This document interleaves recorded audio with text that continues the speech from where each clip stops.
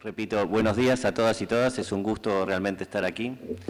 Mi agradecimiento al Papa Francisco por permitirme estar aquí, a Monseñor Sánchez Orondo, mi gratitud, y obviamente al amigo Roberto Gallardo, con quien hemos compartido muchas de las andanzas por Argentina y Buenos Aires en tratar de generar una justicia para todos. En esa reunión del año pasado, donde el Papa Francisco envió una carta inspiradora, nos decía: reunirse para pensar es un verdadero logro, y mucho más cuando se trata de pensar en el otro.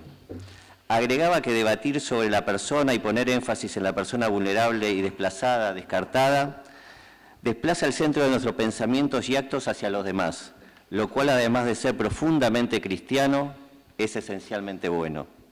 También decía en esa carta que se distribuyó a los magistrados en aquella oportunidad, decía: los derechos sociales se encuentran seriamente amenazados por los vientos de una economía deshumanizada en la cual el centro es el dinero. Una fuerte definición del Papa Francisco en este sentido. En esa jornada se hicieron muchas conclusiones que están publicadas y a través del correo electrónico que la organización les mandó a cada uno pueden acceder al link. Y obviamente conceptos de acceso a la justicia, tutela judicial efectiva, la relación de la ley de presupuesto, un tema en cada uno de los países de la región y cuál es su relación con los derechos sociales, son temas que se abordaron en esas jornadas y que tuvieron un motivo claro en las conclusiones.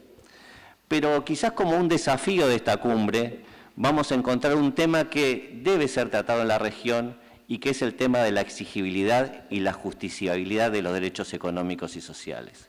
No es menor esta situación, porque hoy tenemos muchísimos tratados de derechos humanos que son aplicables a la región. Y quizás el tratado más ratificado, no solamente en la región y el mundo, por ejemplo, es la Convención sobre los Derechos del Niño. 196 países han ratificado esta convención, 196 países, también el Vaticano. Y esta convención hoy la encontramos en la realidad o en su relación proporcional con la realidad, con que al menos en mi país más del 40% de los niños, niñas y adolescentes son pobres. Esta es una definición de un organismo internacional como UNICEF y una definición clara también de organizaciones nacionales como la Universidad Católica Argentina. No es menor esta situación. ¿Cuál es la relación de un tratado internacional de aplicación inmediata frente al 40% de niñas, niñas y adolescentes pobres? Algo estamos haciendo mal. Ya hubo una evidente relación entre la pobreza y el derecho y el acceso a la justicia, y fue justamente la Cumbre Judicial Iberoamericana quien dictó las 100 reglas de Brasilia que son aplicables a la región. Se decía en la regla 15, la pobreza constituye una causa de exclusión tanto en el plano económico como en los planos social y cultural y supone un serio obstáculo para el acceso a la justicia. Esto es absolutamente evidente. La distancia que tienen muchos sectores populares, vulnerados, con derechos absolutamente quitados, descartados, para acceder a las sedes judiciales muchas veces y poder reclamar ese acceso a la justicia, conseguir un defensor, acceder a un juez y que el juez además dicte una resolución resolviendo sus derechos.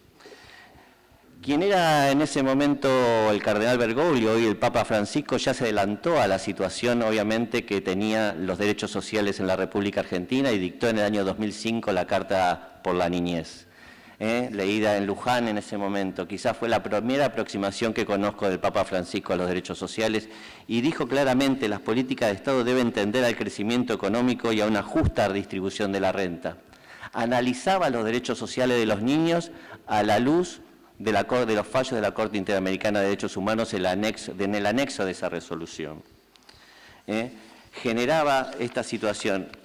Y también nos recordó en ese momento la necesidad del crecimiento del empleo, quizás para los adultos de cada una de las familias, esencial para poder gestionar mayores derechos sociales, que estamos hablando nada más ni nada menos de alimentación, asistencia sanitaria, educación, alimentación.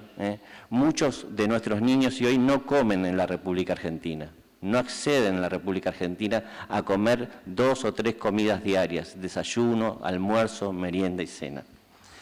Esto es casi como una letra muerta, decía Francisco en su encíclica Laudato Si, decía, tanto en la administración del Estado como en las distintas expresiones de la sociedad civil o en las relaciones de los habitantes entre sí, se registran con excesiva frecuencia conductas alejadas de las leyes. Estas pueden ser dictadas en forma correcta, pero suelen quedar como letra muerta. Basta advertir que sí, que tenemos algunas leyes, algunos tratados, tenemos algunos fallos en el sistema regional, Villagrán Morales del año 99 en materia de niñez, 5 pensionistas con Perú, pero evidentemente aún estamos lejos de esta justiciabilidad. La Corte Interamericana no se ha expedido sobre el artículo 26 concretamente todavía. Y vemos que hay muchos obstáculos a los derechos económicos y sociales que son puestos generalmente para reconocer la posibilidad no solamente de la garantía, sino de que esto se aplique directamente. Y un tema central es la ley de presupuesto, los fondos que son necesarios para los derechos sociales. Venía para aquí hablando con algún colega y le decía, este tema de los presupuestos es muy interesante y siempre los fondos públicos son un óbice que ponen los poderes ejecutivos, nacionales, estaduales y municipales para no efectivizar los derechos económicos y sociales. Ahora, y los jueces aceptamos esto muchas veces, el sistema judicial se acepta esto. Sin embargo, cuando se tiene que contener el Estado y el actor es una empresa multinacional, muchas veces no hay un problema de dónde salen los fondos públicos. ¿Por qué cuando se tiene que construir una escuela, un hospital o se reclaman derechos destinados a la relocalización de familias, se ve el óbice en el presupuesto y en los fondos públicos y cuando se condena al Estado que se impide muchas veces de hacer acciones concretas, no lo vemos claramente. Estas leyes de presupuestos tienen un doble eje, y un doble eje de responsabilidad interna y un doble eje de responsabilidad externa. Y en el doble eje de responsabilidad externa quiero centrarme claramente también en los estados. Los estados que muchas veces negocian sus deudas externas, los servicios de sus deudas externas, sin advertir que también los países que integran muchas veces los organismos de financiamiento internacional han ratificado estas convenciones y estos tratados de derechos humanos. El Fondo Monetario Internacional y el Banco Mundial necesariamente también se encuentran obligados a que sus políticas y prácticas sean respetuosas de los derechos humanos y que el pago de los servicios de las deudas externas no pongan en riesgo derechos esenciales, derechos sociales básicos como la alimentación, el acceso sanitario, el acceso a la educación y el medio ambiente. Evidentemente nos centramos también como un aporte y un desafío de esta cumbre al mayor protagonismo judicial en este tipo de decisiones. Las justicias y los actores del Poder Judicial aún estamos muy lejos de la realidad cotidiana y de las necesidades básicas insatisfechas de los barrios más carenciados a los que se refiere Francisco como descartados. Francisco nos enseña en Evangelii Gaudium, cuando habla acerca de que la realidad es más importante que la idea, que justamente esa idea está en función de la captación, la comprensión y la conducción de la realidad. La idea desconectada de la realidad origina idealismos y nominalismos ineficaces, que a lo sumo clasifican o definen pero no convocan. Lo mismo puede plantearse respecto de una sentencia judicial que no capte, no comprenda la realidad y no aborde los derechos involucrados, con la complejidad que esto también requieren.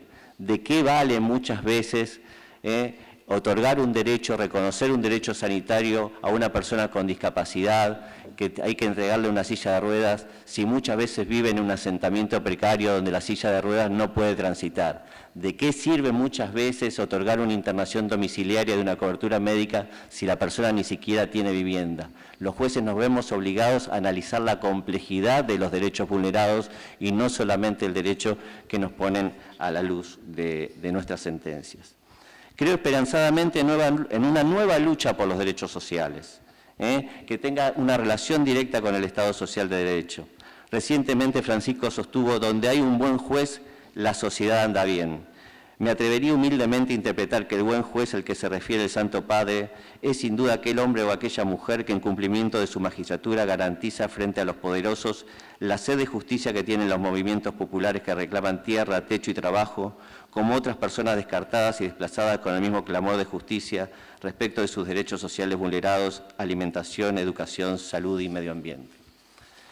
Evidentemente, en la cumbre de magistrados ya concluida sobre el tráfico de personas y crimen organizado, el Santo Padre dijo que si hay algo que atraviesa las bienaventuranzas evangélicas y el protocolo del juicio divino con el que seremos juzgados, es el tema de la justicia.